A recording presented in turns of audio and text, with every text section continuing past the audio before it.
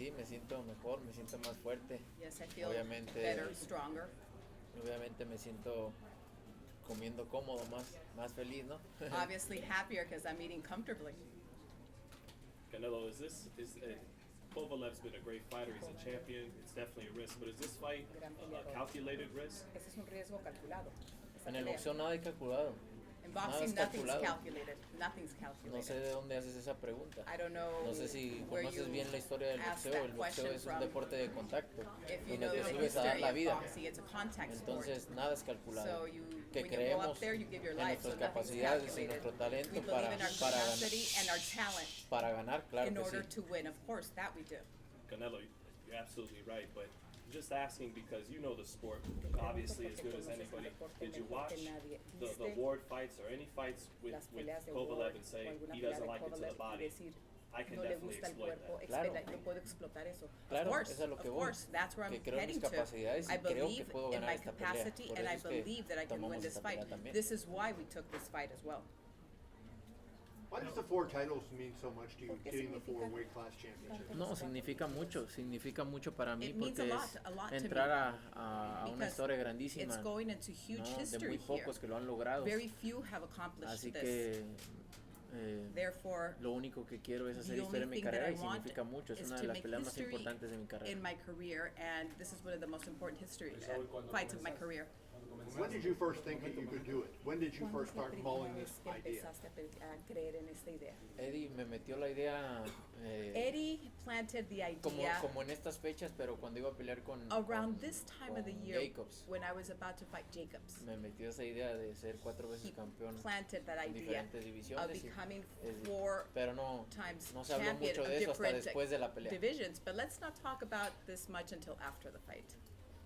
Well, what would be the determining factor ¿Qué es el factor if you win this determinante fight? si What would be ganas the esta determining pelea? factor ¿Qué es el in factor which weight you determinante en continue qué to peso fight at? continúas Which peleando? No, obviamente